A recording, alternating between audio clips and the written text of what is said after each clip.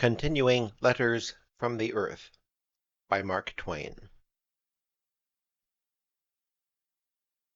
Letter 5. I think that's the last letter that's numbered correctly. The rest just don't have numbers. But this was an unpublished manuscript. Anyway, Letter 5. You have noticed that the human being is a curiosity. In times past he has had, and worn out and flung away, hundreds and hundreds of religions. Today he has hundreds and hundreds of religions, and launches not fewer than 3 new ones every year. I could enlarge that number, and still be within the facts. One of his principal religions is called the Christian. A sketch of it will interest you. It is set forth in detail in a book containing 2,000,000 words, called the Old and New Testaments. Also it has another name, the Word of God. For the Christian thinks every word of it was dictated by God, the one I have been speaking of. It is full of interest. It has noble poetry in it, and some clever fables, and some blood-drenched history, and some good morals, and some execrable morals, and a wealth of obscenity, and upwards of 1,000 lies.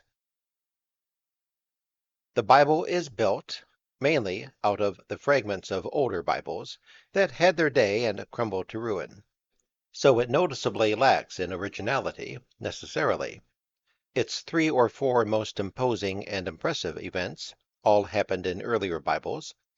All its best precepts and rules of conduct come also from those Bibles. There are only 2 new things in it, hell for one, and that singular heaven I have told you about. What shall we do? If we believe, with these people, that their God invented these cruel things, we slander him. If we believe that these people invented them themselves, we slander them.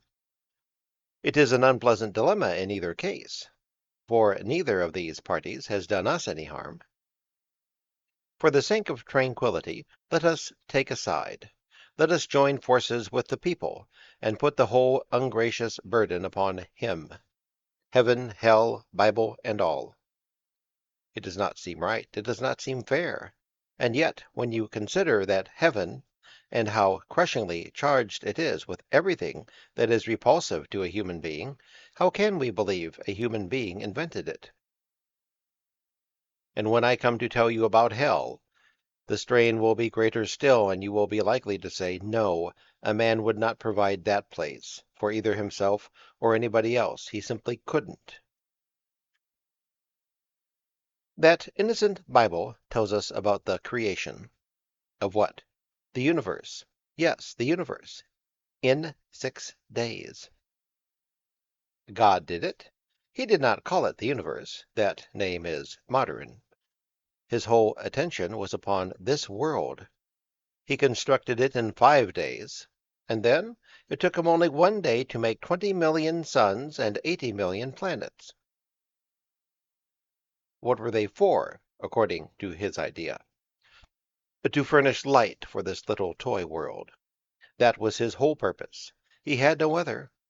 One of the 20,000,000 suns, the smallest one, was to light it in the daytime. The rest were to help one of the universe's countless moons modify the darkness of its nights. It is quite manifest that he believed his fresh-made skies were diamond-sown with those myriad of twinkling stars the moment his first day's sun sank below the horizon. Whereas, in fact, not a single star winked in that black vault until 3 years and a half after that memorable week's formidable industries had been completed. Then one star appeared, all solitary and alone, and began to blink. 3 years later, another one appeared. The 2 blinked together for more than 4 years before a third joined them. At the end of the first 100 years, there were not yet 25 stars twinkling in the wide wastes of those gloomy skies. At the end of 1,000 years, not enough stars were yet visible to make a show. At the end of 1,000,000 years, only half the present array had sent their light over the telescopic frontiers, and it took another 1,000,000 for the rest to follow suit, as the vulgar phrase goes. There being at that time no telescope, their advent was not observed. A footnote. It takes the light of the nearest star, 61 Cygni, 3½ years to come to the Earth, traveling at the rate of 186,000 miles per second. Arcturus had been shining 200 years before it was visible from the Earth. Remoter stars gradually became visible after thousands and thousands of years. The Editor. For 300 years now, the Christian astronomer has known that his deity didn't make the stars in those tremendous 6 days. But the Christian astronomer does not enlarge upon that detail. Neither does the priest. In his book, God is eloquent in his praises of his mighty works, and calls them by the largest names he can find, thus indicating that he has a strong and just admiration of magnitudes. Yet he made those millions of prodigious suns to light this wee little orb, instead of appointing this orb's little sun to dance attendance upon them. He mentions Arcturus in his book. You remember Arcturus? We went there once. It is one of this earth's night lamps, that giant globe which is 50,000 times as large as this earth's sun, and compares with it as a melon compares with a cathedral. However, the Sunday school still teaches the child that Arcturus was created to help light this earth, and the child grows up and continues to believe it long after he has found out that the probabilities are against it being so. According to the book and its servants, the universe is only 6,000 years old. It is only within the last 100 years that studious, inquiring minds have found out that it is nearer 100,000,000. During the 6 days, God created man and the other animals. He made a man and a woman and placed them in a pleasant garden along with the other creatures. They all lived together there in harmony and contentment and blooming youth for some time. Then trouble came. God had warned the man and the woman that they must not eat of the fruit of a certain tree. And he added a most strange remark. He said that if they ate of it, they should surely die.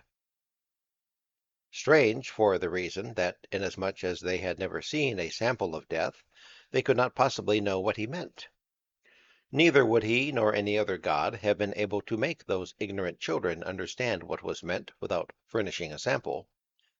The mere word could have no meaning for them, any more than it would have for an infant of days. Presently a serpent sought them out privately, and came to them walking upright, which was the way of serpents in those days. The serpent said the forbidden fruit would store their vacant minds with knowledge. So they ate it, which was quite natural, for man is so made that he eagerly wants to know, whereas the priest, like God, whose imitator and representative he is, has made it his business, from the beginning, to keep him from knowing any useful thing. Adam and Eve ate the forbidden fruit, and at once a great light streamed into their dim heads. They had acquired knowledge. What knowledge? Useful knowledge? No, merely knowledge that there was such a thing as good, and such a thing as evil, and how to do evil. They couldn't do it before, therefore all their acts up to this time had been without stain, without blame, without offense. But now they could do evil, and suffer for it.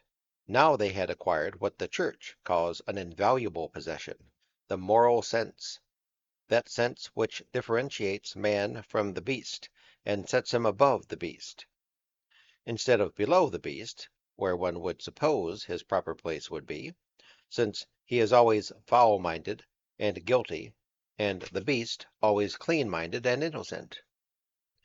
It is like valuing a watch that must go wrong above a watch that can't. The Church still prizes the moral sense as man's noblest asset today, although the Church knows God had a distinctly poor opinion of it and did what he could in his clumsy way to keep his happy children of the garden from acquiring it. Very well. Adam and Eve now knew what evil was and how to do it. They knew how to do various kinds of wrong things, and among them one principal one, the one God had his mind on principally. That one was the art and mystery of sexual intercourse. To them it was a magnificent discovery, and they stopped idling around and turned their entire attention to it. Poor, exultant young things. In the midst of one of those celebrations, they heard God walking among the bushes, which was an afternoon custom of his, and they were smitten with fright. Why? Because they were naked. They had not known it before. They had not minded it before. Neither had God. In that memorable moment, immodesty was born, and some people have valued it ever since, though it would certainly puzzle them to explain why. Adam and Eve entered the world naked and unashamed, naked and pure-minded, and no descendant of theirs has ever entered it otherwise. All have entered it naked, unashamed, and clean in mind. They have entered it modest. They had to acquire immodesty and the soiled mind. There was no other way to get it. A Christian mother's first duty is to soil her child's mind, and she does not neglect it. Her lad grows up to be a missionary, and goes to the innocent savage and to the civilized Japanese, and soils their minds. Whereupon they adopt immodesty. They conceal their bodies. They stop bathing naked together. The convention, miscalled modesty, has no standard, and cannot have one, because it is opposed to nature and reason, and is therefore an artificiality and subject to anybody's whim, anybody's diseased caprice. And so in India, the refined lady covers her face and breasts and leaves her legs naked from the hips down, while the refined European lady covers her legs and exposes her face and her breasts.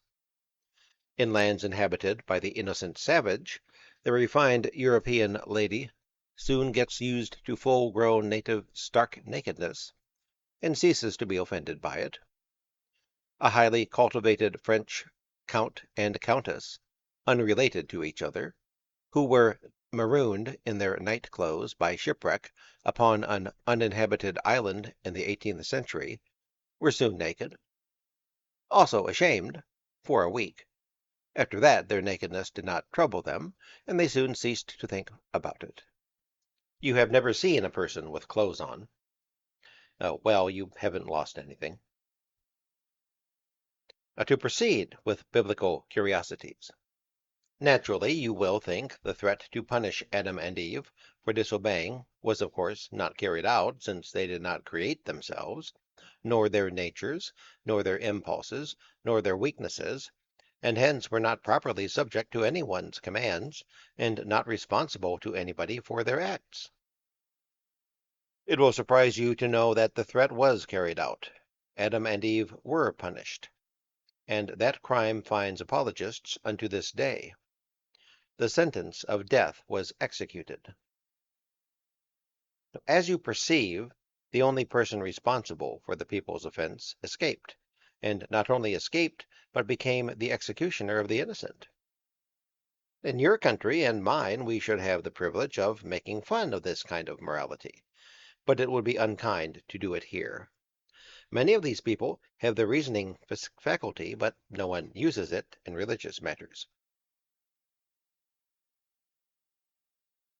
The best minds will tell you that when a man has begotten a child, he is morally bound to tenderly care for it, protect it from hurt, shield it from disease, clothe it, feed it, bear with its waywardness, lay no hand upon it save in kindness and for its own good, and never in any case inflict upon it a wanton cruelty.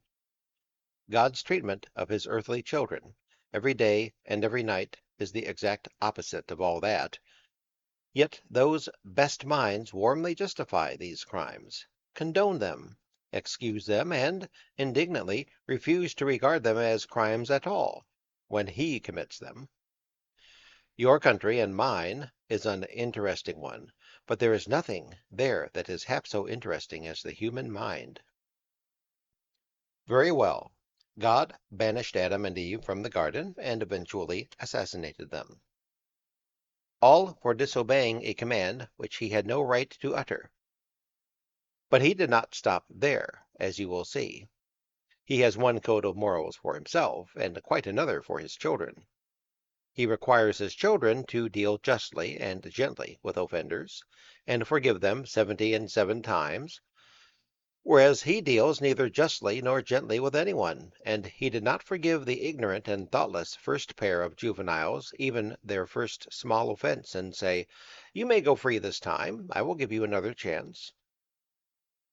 On the contrary, he elected to punish their children, all through the ages to the end of time, for a trifling offense committed by others before they were born. He is punishing them yet. In mild ways? No, in atrocious ways. You would not suppose that this kind of a being gets many compliments. Undeceive yourself, the world calls him the all-just, the all-righteous, the all-good, the all-merciful, the all-forgiving, the all-truthful, the all-loving, the source of all morality. These sarcasms are uttered daily all over the world, but not as conscious sarcasms. No, they are meant seriously, and they are uttered without a smile. Letter. So the first pair went forth from the garden under a curse, a permanent one.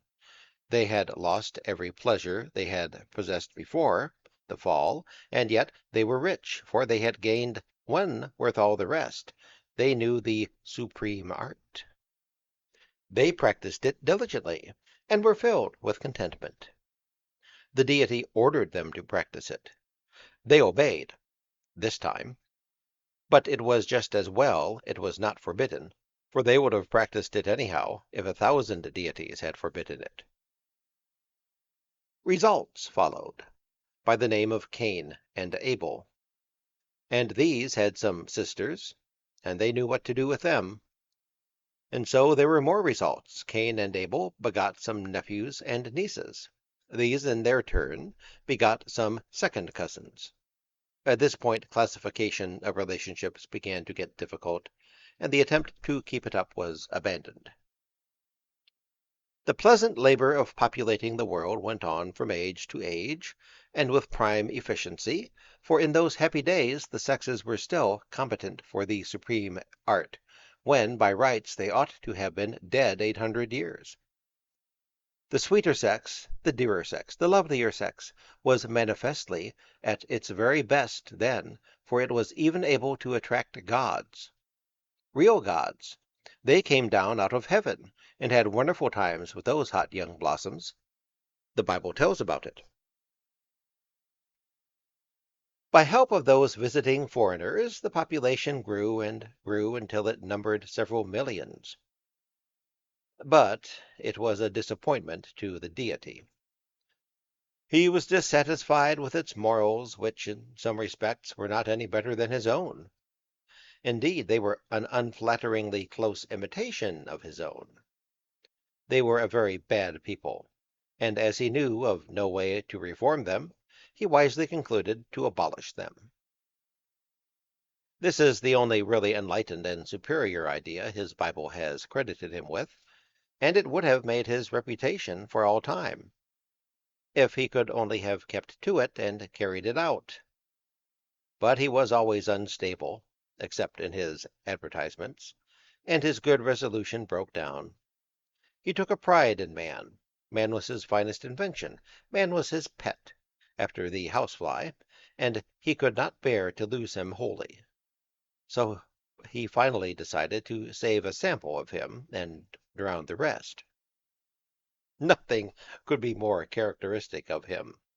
He created all these infamous people, and he alone was responsible for their conduct. Not one of them deserved death, yet it was certainly good policy to extinguish them, especially since in creating them the master crime had already been committed, and to allow them to go on procreating would be a distinct addition to the crime.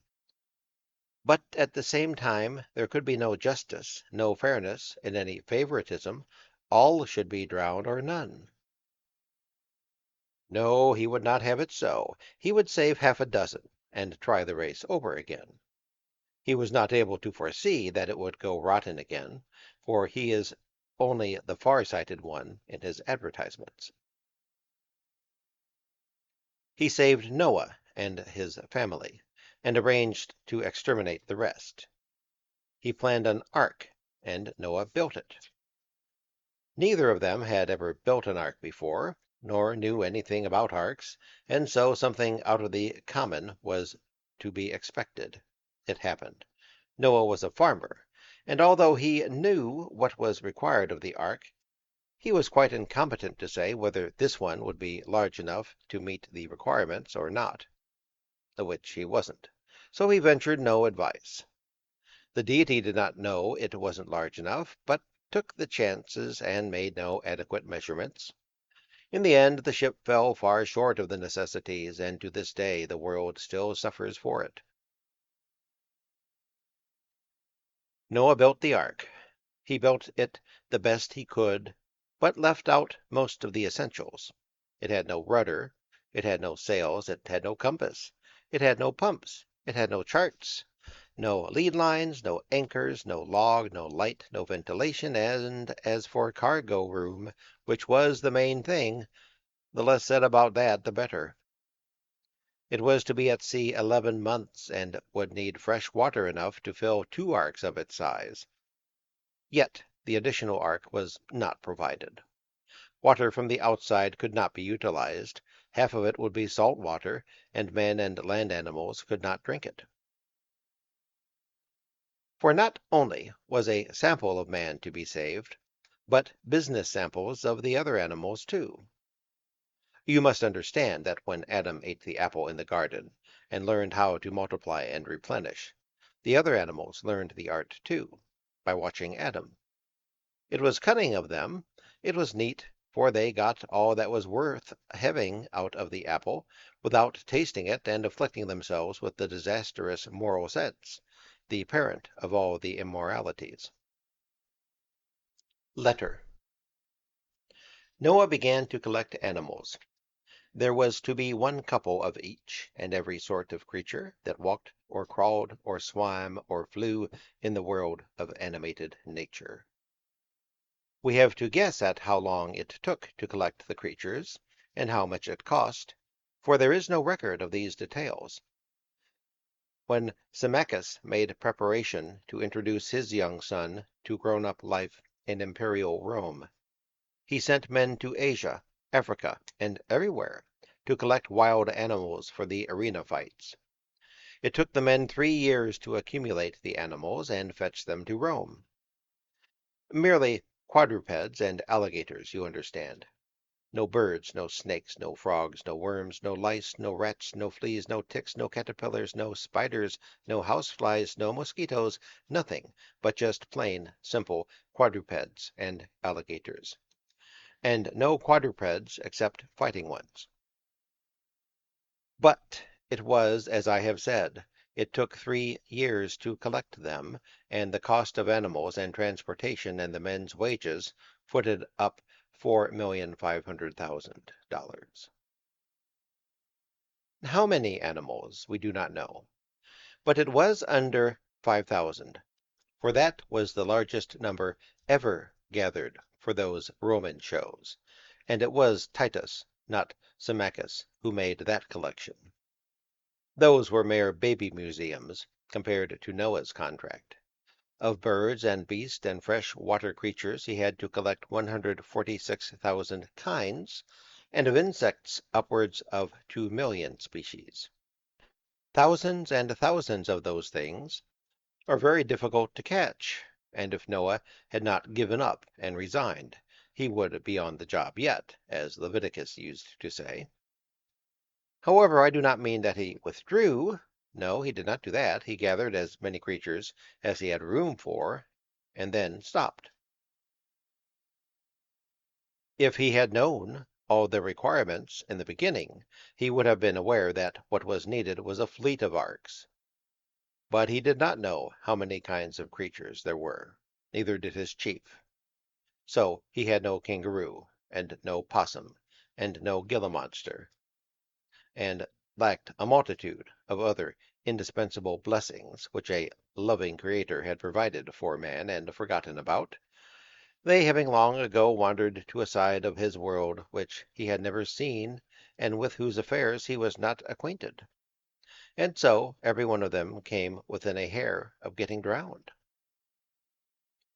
They only escaped by an accident. There was not water enough to go around. Only enough was provided to flood one small corner of the globe. The rest of the globe was not then known, and was supposed to be non-existent. However, the thing that really and finally and definitely determined Noah to stop with enough species for purely business purposes, and let the rest become extinct, was an accident of the last days. An excited stranger arrived with some most alarming news. He said he had been camping along some mountains and valleys about 600 miles away, and he had seen a wonderful thing there. He stood upon a precipice overlooking a wide valley, and up the valley he saw a billowy black sea of strange animal life coming. Presently the creatures passed by, struggling, fighting, scrambling, screeching, snorting, horrible, vast masses of tumultuous flesh. Sloths as big as an elephant, frogs as big as a cow, a megatherium and his harem, huge beyond belief, saurians and saurians and saurians, group after group, family after family, species after species, 100 feet long, 30 feet high, and twice as quarrelsome. One of them hit a perfectly blameless Durham bull a thump with its tail and sent it whizzing 300 feet into the air, and it fell at the man's feet with a sigh and was no more. The man said that these prodigious animals had heard about the ark and were coming to get saved from the flood, and not coming in pairs. They were all coming. They did not know the passengers were restricted to pairs, the man said, and wouldn't care a rap for the regulation anyway. They would sail in that ark or know the reason why. The man said the ark would not hold the half of them, and moreover they were coming hungry, and would eat up everything there was, including the menagerie and the family.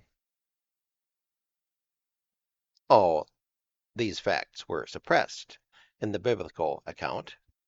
You find not a hint of them there. The whole thing is hushed up. Not even the names of those vast creatures are mentioned.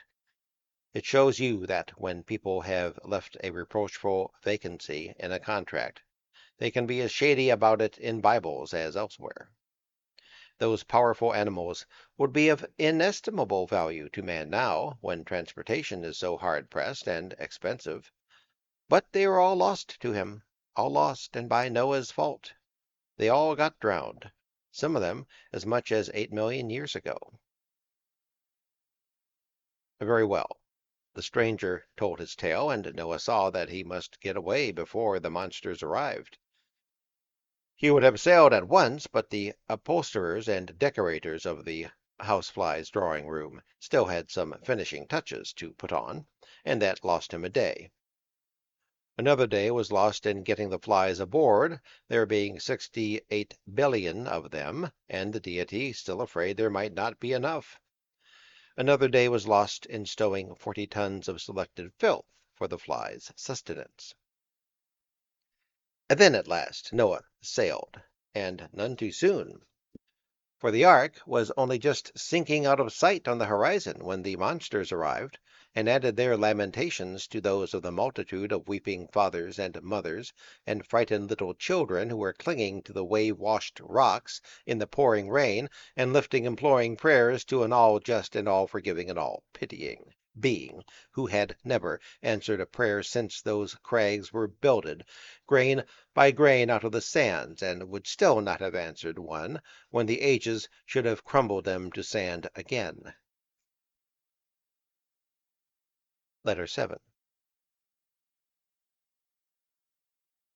On the third day, about noon, it was found that a fly had been left behind. The return voyage turned out to be long and difficult on account of the lack of chart and compass, and because of the changed aspects of all coasts, the steadily rising water having submerged some of the lower landmarks and given to higher ones an unfamiliar look.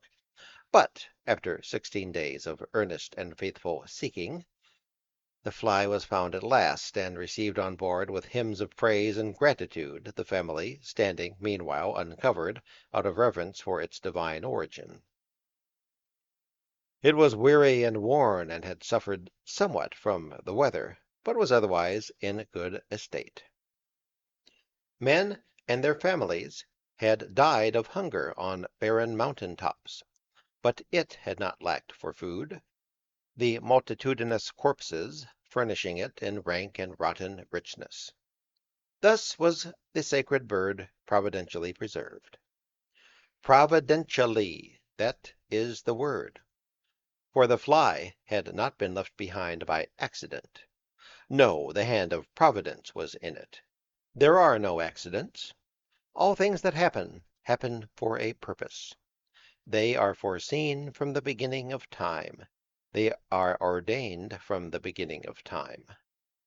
From the dawn of creation the Lord had foreseen that Noah, being alarmed and confused by the invasion of the prodigious brevet fossils, would prematurely fly to sea, unprovided with a certain invaluable disease. He would have all the other diseases, and could distribute them among the new races of men as they appeared in the world, but he would lack one of the very best, typhoid fever, a malady which, when the circumstances are especially favorable, is able to utterly wreck a patient without killing him, for it can restore him to his feet, with a long life in him, and yet deaf, dumb, blind, crippled, and idiotic. The housefly is its main disseminator, and is more competent and more calamitously effective than all the other distributors of the dreaded scourge put together. And so, by foreordination from the beginning of time, this fly was left behind to seek out a typhoid corpse, and feed upon its corruptions, and galm its legs with the germs, and transmit them to the repeopled world for permanent business. From that one housefly, in the ages that have since elapsed, billions of sick beds have been stocked, billions of wrecked bodies sent tottering about the earth, and billions of cemeteries recruited with the dead. It is most difficult to understand the disposition of the Bible God. It is such a confusion of contradictions, of watery instabilities and iron firmnesses, of goody-goody abstract morals made out of words, and concreted hell-born ones made out of acts, of fleeting kindnesses repented of in permanent malignities. However, when after much puzzling you get at the key to his disposition, you do arrive at last at a sort of understanding of it. With a most quaint and juvenile and astonishing frankness, he has furnished that key himself. It is jealousy. I expect that to take your breath away. You are aware, for I have already told you in an earlier letter, that among human beings jealousy ranks distinctly as a weakness, a trademark of small minds, a property of all small minds, yet a property which even the smallest is ashamed of, and when accused of its possession will lyingly deny it and resent the accusation as an insult. Jealousy, do not forget it. Keep it in mind. It is the key With it, you will come to partly understand God as we go along. Without it, nobody can understand him. As I have said, he has openly held up this treasonous key himself for all to see. He says naively, outspokenly, and without suggestion of embarrassment, I, the Lord thy God, am a jealous God.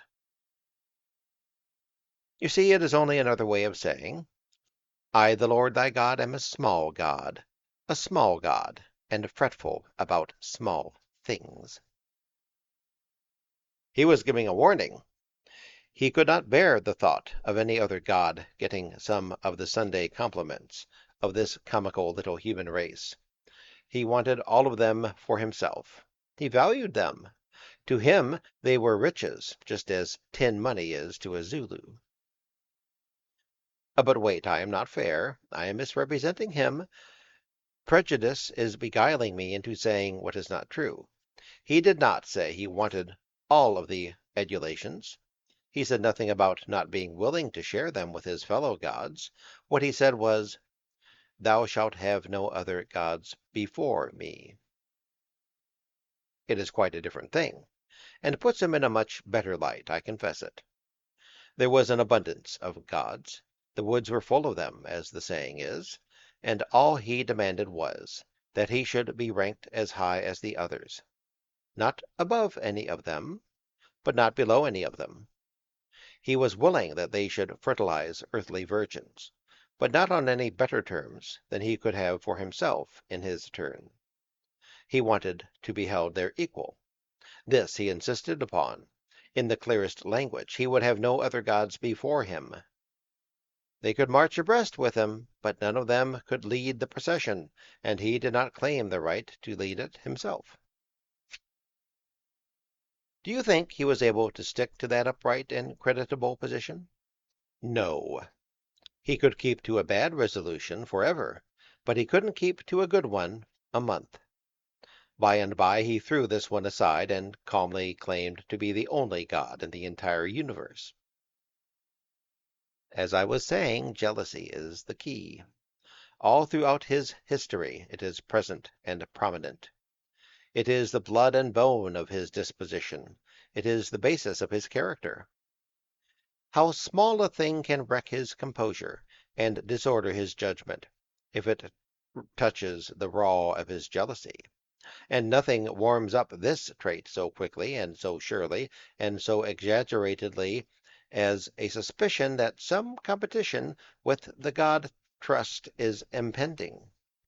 The fear that, if Adam and Eve ate of the fruit of the tree of knowledge, they would be as gods, so fired his jealousy that his reason was affected, and he could not treat those poor creatures either fairly or charitably, or even refrain from dealing cruelly and criminally with their blameless posterity. To this day his reason has never recovered from that shock. A wild nightmare of vengefulness has possessed him ever since, and he has almost bankrupted his native ingenuities in inventing pains and miseries and humiliations and heartbreaks wherewith to embitter the brief lives of Adam's descendants. Think of the diseases he has contrived for them. They are multitudinous. No book can name them all, and each one is a trap set for an innocent victim. The human being is a machine, an automatic machine. It is composed of thousands of complex and delicate mechanisms, which perform their functions harmoniously and perfectly, in accordance with laws devised for their governance, and over which the man himself has no authority, no mastership, no control. For each one of these thousands of mechanisms, the Creator has planned an enemy, whose office is to harass it, pester it, persecute it, damage it, afflict it with pains and miseries and ultimate destruction. Not one has been overlooked. From cradle to the grave, these enemies are always at work. They know no rest, night nor day. They are an army, an organized army, a besieging army, an assaulting army, an army that is alert, watchful, eager, merciless, an army that never wearies, never relents, never grants a truce. It moves by squad, by company, by battalion, by regiment, by brigade, by division, by army corps. Upon occasion it masses its parts and moves upon mankind with its whole strength. It is the Creator's grand army, and he is the commander-in-chief. Along its battle front, its grisly banners wave their length in the face of the sun. Disaster, disease, and the rest. Dis-ease. That is the main force, the diligent force, the devastating force. It attacks the infant the moment it is born. It furnishes it one malady after another: croup, measles, mumps, bowel troubles, teething pain, scarlet fever, and other childhood specialities. It chases the child into youth, and furnishes it with some specialties for that time of life. It chases the youth into maturity, maturity into age, and age into the grave. With these facts before you, will you now try to guess man's chiefest pet name for this ferocious commander-in-chief? I will save you the trouble, but you must not laugh. It is Our Father in Heaven. It is curious the way the human mind works. The Christian begins with this straight proposition, this definite proposition, this inflexible and uncompromising proposition: God is all-knowing and all-powerful. This being the case, nothing can happen without his knowing beforehand that it is going to happen. Nothing happens without his permission. Nothing can happen that he chooses to prevent. That is definite enough, isn't it? It makes the Creator distinctly responsible for everything that happens, doesn't it? The Christian concedes it in that italicized sentence, condones it with feeling, with enthusiasm. Then, having thus made the Creator responsible for all those pains and diseases and miseries above enumerated, and which he could have prevented, the gifted Christian blandly calls him our Father. It is as I tell you. He equips the Creator with every trait that goes into the making of a fiend, and then arrives at the conclusion that a fiend and a father are the same thing. Yet he would deny that a malevolent lunatic and a Sunday school superintendent are essentially the same. What do you think of the human mind? I mean, in case you think there is a human mind. Continued in the next installment.